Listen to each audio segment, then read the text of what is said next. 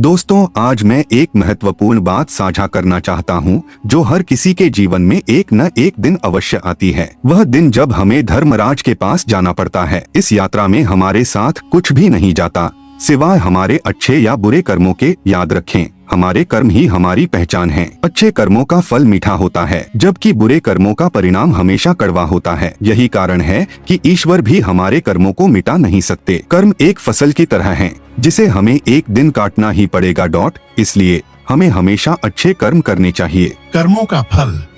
एक कहानी बहुत समय पहले की बात है। एक गांव में एक ज्ञानी पंडित रहते थे। एक दिन वह अपने बचपन के गूंगे दोस्त से मिलने के लिए दूसरे गांव की ओर चल पड़े। रास्ते में उन्हें एक व्यक्ति मिला जिसका नाम धर्मराज था। धर्मराज ने पंडित के साथ यात्रा करने का निश्चय किया। जब वे एक गांव में पहुंचे, अचानक वहां एक व्यक्ति की सांड से मृत्यु हो गई। पंडित ने सोचा कि धर्मराज के साथ चलते समय हमेशा कुछ अनहोनी होती है। आगे चलने पर एक और गाँव में एक व्यक्ति को सांप ने काट लिया। पंडित ने धर्मराज से पूछा कि ऐसा क्यों होता है। धर्मराज ने बताया, मैं यमदूत हूँ और उन लोगों के प्राण हरण करता हूँ जिनकी उम्र पूरी हो चुकी है। तुम्हारे मित्र की मृत्यु अगले कुछ क्षणों में होगी। पंडित ने सोचा कि अगर वह अपने मित्र से मिलने नहीं गया तो उसकी मृत्यु टल जाएगी। लेकिन धर्मराज ने कहा, तुम्हारे मित्र की मृत्यु निश्चित है, चाहे तुम जाओ या न जाओ। पंडित ने सोचा कि उसे अपने मित्र की मौत का कारण नहीं बनना चाहिए। लेकिन जब उसका मित्र दौड़ते हुए आया तो वह अचानक गिर पड़ा और उसकी मृत्यु हो गई। पंडित को पता चला कि उसका मित्र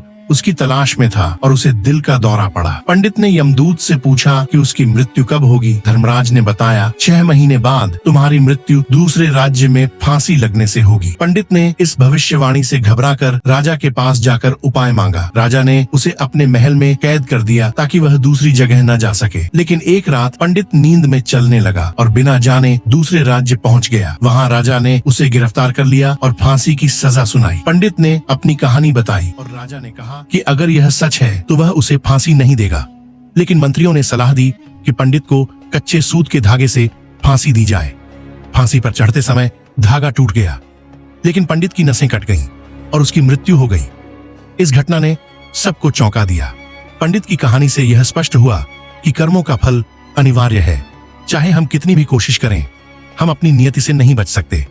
इस कहानी से हमें यह सीखने को मिलता है कि जीवन में जो भी घटित होता है वह पहले से ही तय होता है। हमें अपने कर्मों के प्रति सजग रहना चाहिए और जीवन को संतुलित तरीके से जीना चाहिए।